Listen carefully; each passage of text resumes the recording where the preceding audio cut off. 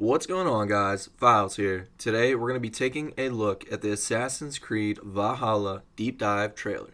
This is a reaction video. I have seen the video, but we're going to go ahead and probably pause, maybe even rewind at some points just to talk about some of the things we see in the trailer to further analyze and possibly put out some speculations of our own. So without further ado, let's watch.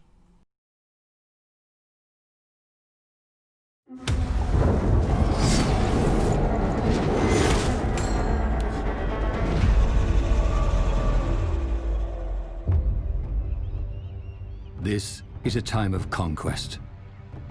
The age of Vikings.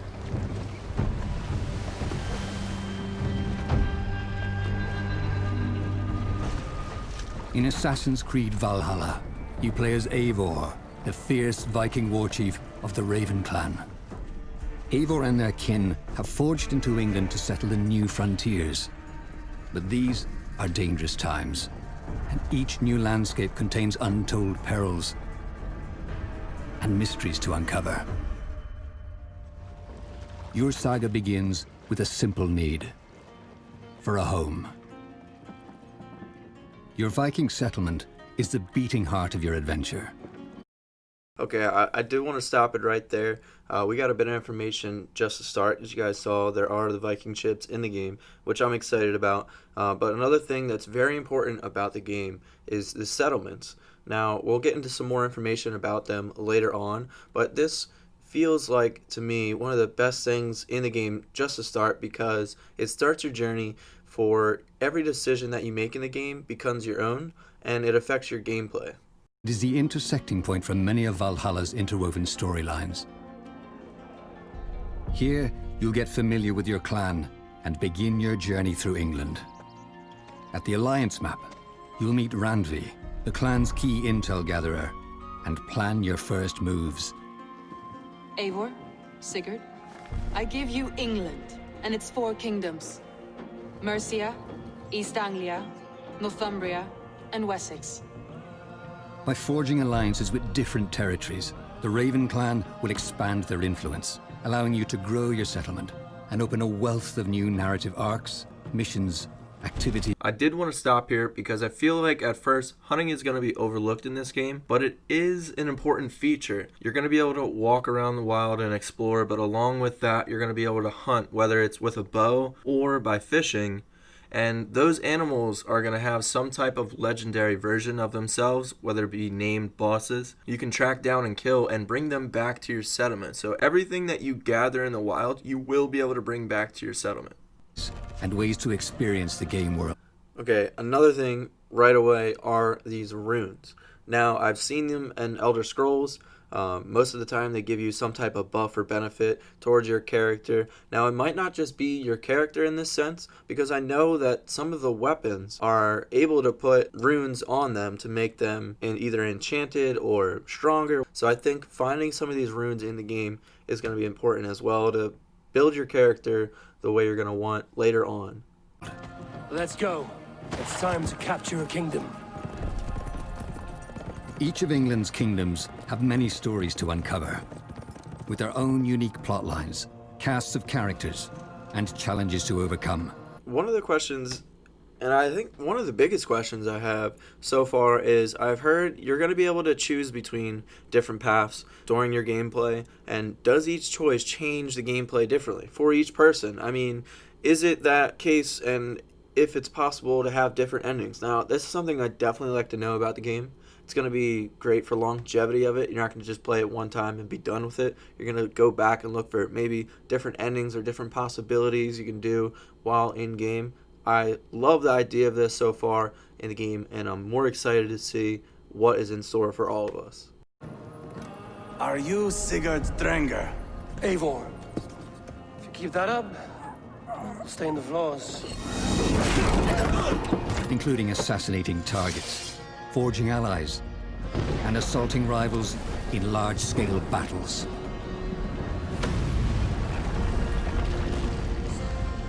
These story arcs explore the themes of honor, glory, leadership, and choice that are central to Eivor's journey. And your pivotal choices will leave long-lasting impacts across the kingdoms. 3 men, 3 possible futures. Again, there it is right there. I mean, we see 3 banners, we see 3 men. I've seen in some of the walkthroughs to start off that you're trying to crown someone as king. So once you take over a settlement, you're trying to force that guy into power.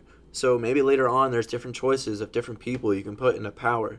Now, that is something to think about going forward, because now everyone you interact with is not only going to have a first impression on you, but you might want to look forward or more into their background and find out who they are and what are the possible choices you can make to benefit your character and your settlement. Who will serve us best in a time of true need?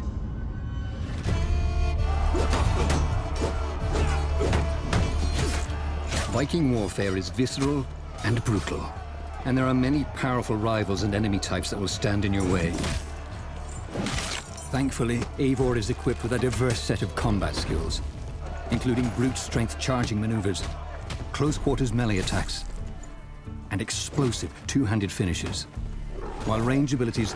Wow, alright, so I've seen this a couple times already, but the wolf still always surprises me. I'm really excited they put this in the game as a special ability, almost like a different type of execution, whether that might be, but it's still exciting because it just offers you different opportunities on how to execute your enemies. Like man's best friend and poison powder trap, allow you to flank and interrupt your foes from a distance. Your skills are upgraded through a progression system. One of the other things I would like to talk about are the skills in the game. Now, as you can see, there are plenty of skills to be put into your character and design them the way you want. But it goes further than this. It's not just your skill trait, there's personality traits, and there's even skills for your horse. I mean, we're talking about upgrading their swimming, stamina, and even their health. Seeing this, I don't know if your horse can die. Speculating that it may be able to, does this mean you have to reinvest in another horse? Because I know that you can change them at any time, or does this just mean there's going to be a delay when you try to spawn one? It allows you to unlock perks and abilities to suit your style of play. Special abilities are found in books of knowledge, hidden throughout the world, and have their own upgrade tiers that improve their power and effectiveness. As you forge deeper on your journey, your explorations will reward you with exotic gear from the far corners of the world, further unlocking combat options and dual-wield combinations, including the legendary Excalibur. Once more, I feel like I have to stop because I saw the Excalibur. I mean, let's go back and take a look at this. I mean, that is awesome. Like, just think about wielding the Excalibur in-game. That's going to be something incredible to have. You must feel very powerful to even find something like that, yet wield it alone. But I know the gear in the game is going to be a lot harder to find because the developers went with more of a quality over quantity approach for your hard-earned spoils. Their goal was to have the players appreciate their inventory a bit more, making it more of a collection system with a narrow range of gear and weapons, but you're able to invest and upgrade them. This also allows you to invest in a playstyle that more suits you. So finding weapons like the Excalibur is not going to be an easy task to do. It's going to be more of a long, puzzling journey to find one of these pieces of equipment. Excalibur.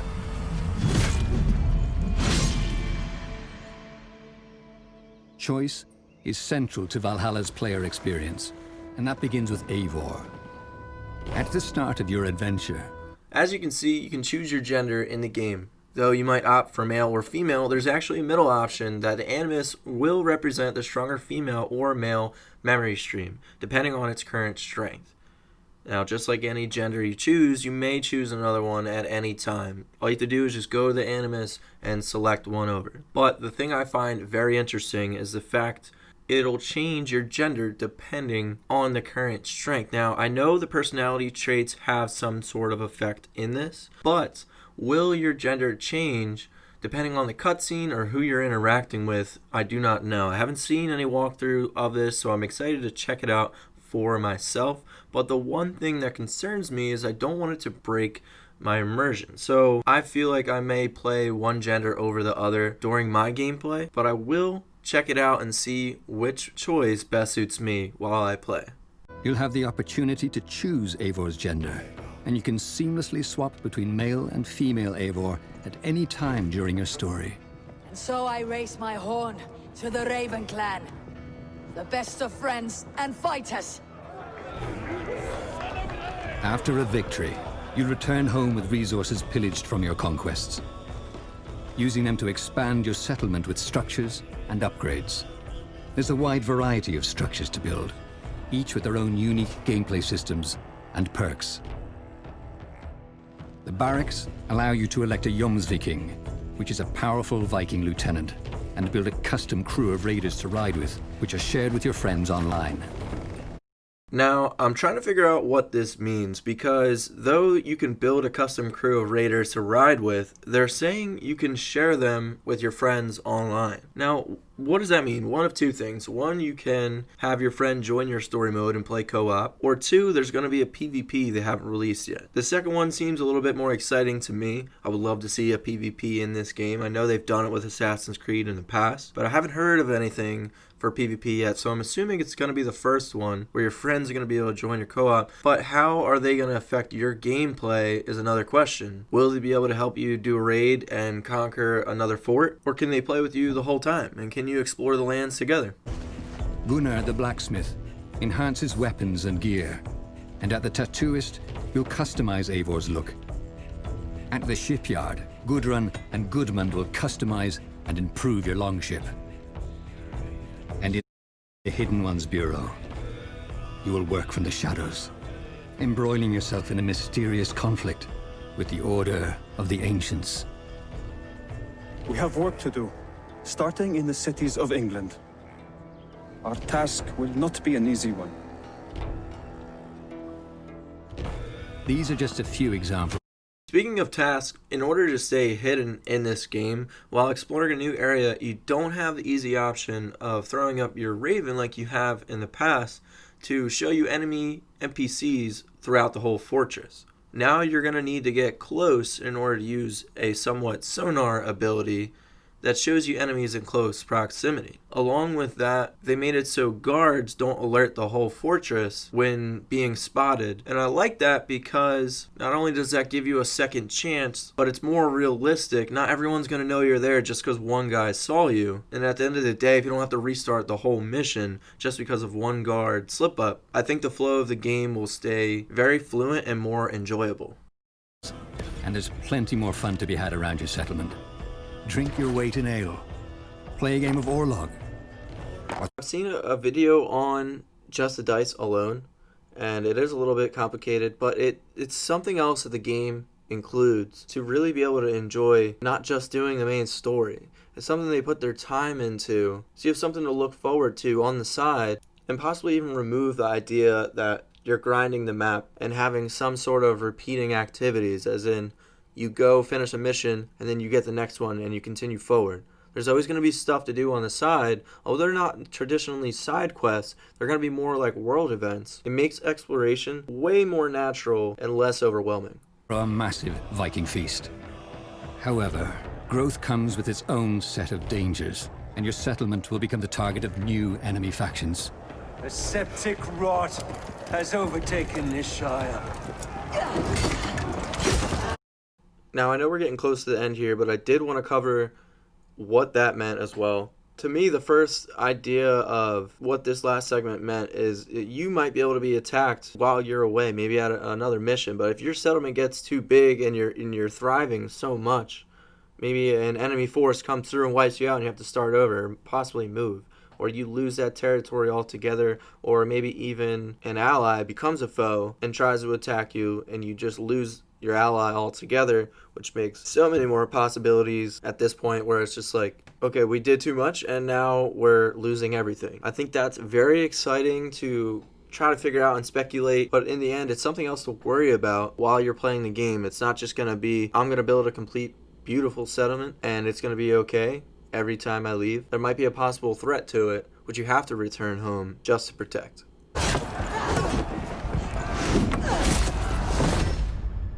Valhalla's world is built for a wandering spirit. You'll uncover deeper layers to Eivor's own story in a set of dramatic and intimate narrative through lines. So this is different. At least to me, I haven't seen anything like this in an Assassin's Creed game. I can go all the way back to Fable. I mean, they had relationships in the game. You can even get married and have kids. So not only will you be able to build charisma through rap battles, such as the world events, but also through romantic interests. I mean, this might be something we look deeper into another video, just because having charisma is going to be important for this game, I believe, because it's on the top of your stats. It helps you expand your dialogue option that's available to you throughout the game and your romantic interests. So I feel like the more you interact with NPCs, you're going to open up a whole nother world of possibilities once again. So charisma and all these characters you're going to be meeting and going through, every one of them is going to be an important connection. As we said in the start, with just choosing your path with the 3 possible people that we may think you're going to be putting on the throne. So your romantic interest might even have some type of effect on that. The realism in this game can be very close on point with all of this character interaction. So I'm excited to see what it has in store for us. Hopefully it's not just pointless dialogue and things you just need to do to get by. I hope that it really does affect your story, because it'll create a unique experience for everyone every time they step into the game and play it. I lost my parents when I was 9 winters along. Without Sigurd, I would have. There's always one unbreakable bond. Yes. Player choice is woven through every facet of the game experience, and as you continue to explore, you'll uncover new stories and epiphanies in the most unlikely places. Drink, if you seek true understanding. But this world is just the beginning. Valka, the clan seer, will unlock your senses, allowing you to leap beyond. To Asgard, the legendary realm of Norse myth. From Norway to England, to new worlds. Assassin's Creed Valhalla allows you to experience your own elemental Viking saga. The thrill of discovery, the glory of victory, and the light. Not only was I just about to compliment the game on its visuals, the landscape, and some of the biomes just look incredible, especially through some of the walkthroughs I've seen so far. But where we pause right now is something I have the biggest question on altogether. Now, going along with the romantic interest that you have in the game, and right where we're at right now, it seems to be a wedding. Does that mean you're able to get married in the game? If that's true, is that a possible way for you to even claim the throne? Maybe you find someone along the way that you marry that they were going to put into power, but now they're considering you. Other than just charisma gained by just talking to an NPC, you might have something way more desirable later on. And this is something we're going to learn while we're playing the game. As you said, this is just a speculation, but are you going to be able to get married in the game, and is it going to affect anything other than just being married in the game for no reason at all? Of kinship. A journey beyond kingdoms and into the soul of a warrior. Assassin's Creed Valhalla, available November 10th.